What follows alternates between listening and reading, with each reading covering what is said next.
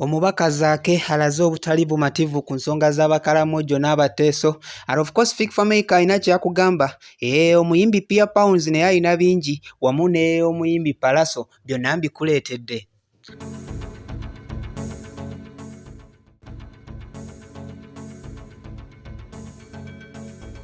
Eyekumidde ku mukutu talent kyokola kyekisingira ddala okubeera ekyakabi. And of course okola kyamaanyi nnyo gwe yasalawo nobeera nga wasubscribinga. Kyetukola wano kyekubeera nga tukuwaga amawulire agaba gatambula mu ggwanga. Right now amawulire genkuleeterege g'omuyimbi ayitibwa Fik Fameica wamu n'amalala gegenda okubeera nga nkwongererako. Yes, olunaku olwaleero njagala obeere ng'okimanyi nti gwe omuwagizi wa Fik Fameica oba gwanyumirwa Ugandan music kyolina okumanya nti ennaku z'omwezi nga 16 Fik Fameica agenda kubeera wali mu Sweden era ng'alinayo ekivvulu kyagenda okubeera ng'akola era nga bw'okiraba mu kifaananyi y'omuyimbi owo Fik Fameica. Kitegeeza wano mu Uganda ku 16 togeza n'ogenda ku kivvulu nga 16 ng'ate osuubirawo Fik Fameica. And of course n'omuyimbi ayitibwa Pallaso.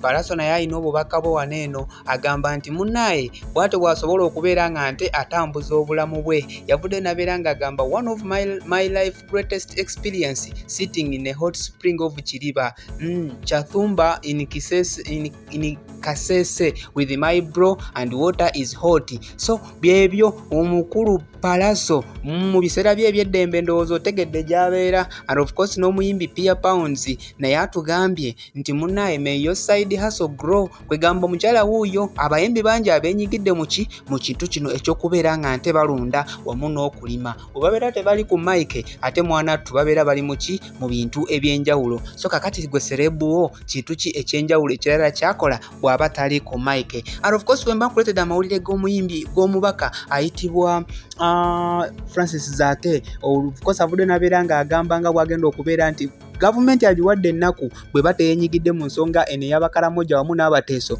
Eviiriddeko bambi abateeso bangi okubeera nga basenguka mu bitundu byabwe, okubeera nga babundabunda, wamu abaana abato okubeera nga bafiiriddwako bamaama baabwe oba abaana abato okubeera nga baawukanye ku famire yaabwe mu ngeri etali nnungi olw'ensonga y'okubeera nga tebakyasobola kubeera wamu olw'obubbi obubasemberedde abakalamoja okubeera nga bababbako ente zaabwe ate nga tewali asobola kubeera nga nte abayamba. Wabula nga Gavumenti tesobodde kubanga kiramu okubeera nga ekomya olutalo luno olunatera okubeera nga lweyingiramu okubeera nga buli sayidi zonna zirwanagana singa netteesa enaabeera evuddeyo okubeera nga yeerwanako. Saawa zino wekiri kalamoja ekyasobodde okubeera nga nte ekijjanya sayidi emu olw'okubeera nga bambi bano tebalina nnyo byakulwanyisa biri awo era omukalamoja afuuse ensonga mu nsonga eno ey'okwagala okuba nga amalawo ente z'abateeso zonna mu nsonga emu oba endala. Kakati omubaka ZaAake awo bwe yavudde n'abeera ng'agamba nti Gavumenti singa batesazeewo okubeera nga eyingira mu nsonga eno ey'okukuuma abantu n'ebintu byayo agenda kubeera nga nte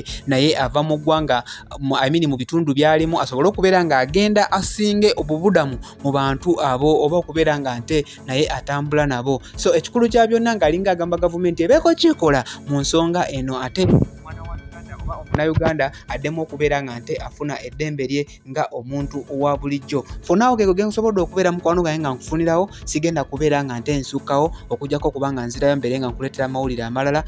Bye.